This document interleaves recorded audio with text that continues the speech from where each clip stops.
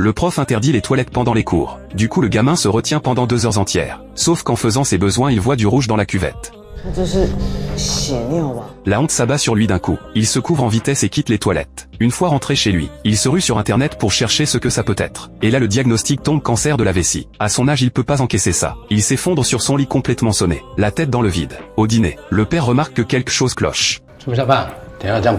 Mais le gamin se lève d'un bond et fonce aux toilettes. La mère le suit pour voir, et comprend direct que c'est grave. Toute la famille file à l'hôpital. Le gamin fait une tête en subissant l'examen un peu froid, dans tous les sens du terme. Après les examens, le médecin dit que c'est juste une infection, et lui prescrit une perfusion. Le lendemain pendant le cours de sport, le gamin ressent une douleur violente dans le ventre. Il veut demander à être dispensé, mais le prof croit qu'il cherche à éviter la course. Le gamin serre les dents et prend le départ. Il fait quelques foulées et s'effondre. Le prof le prend sur le dos et l'emmène à l'infirmerie. Le sang a déjà traversé la chemise du prof. Il prévient les parents. La famille se retrouve une nouvelle fois à l'hôpital. Cette fois le médecin examine tout attentivement, et découvre que le gamin est en réalité intersexe. Il est né avec 2 systèmes reproducteurs. Sur le chemin du retour, personne dit un mot. L'atmosphère est lourde comme du plomb.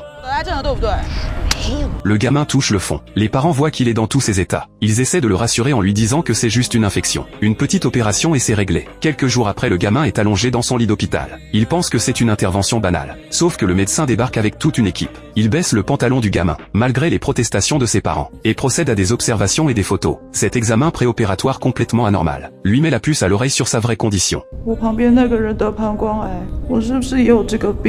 La mère entend les suppositions de son fils, et laisse échapper un soupir de soulagement malgré elle. Les résultats arrivent rapidement. Les chromosomes du gamin sont 20. Il va devoir abandonner son identité masculine. Les parents ont le cœur brisé, mais ils n'ont pas le choix, parce que sans opération, le risque de cancer augmente énormément. Ils signent le consentement en retenant leurs larmes. Quand l'anesthésie se dissipe complètement, le gamin est anéanti. Il peut pas accepter que sa vie bascule comme ça, sans qu'on lui ait demandé son avis. Pour protester, il refuse de manger. Il regarde le médecin qui vient d'opérer, et appuie sur le bouton de la morphine. Seul l'engourdissement de la morphine lui permet de fuir la réalité quelques instants. Mais les faits restent les faits. Fuir ça règle rien. Peu importe comment il cherche à s'anesthésier, il finit par devoir l'accepter. Il est désormais une fille. Peu après il change d'école. Son visage adorable lui vaut direct la sympathie de ses nouveaux camarades. Son voisin de table aux petits soins avec lui. Parfois elle oublie même sa situation. En cours elle jette un regard vers son voisin. Il la surprend et elle détourne les yeux.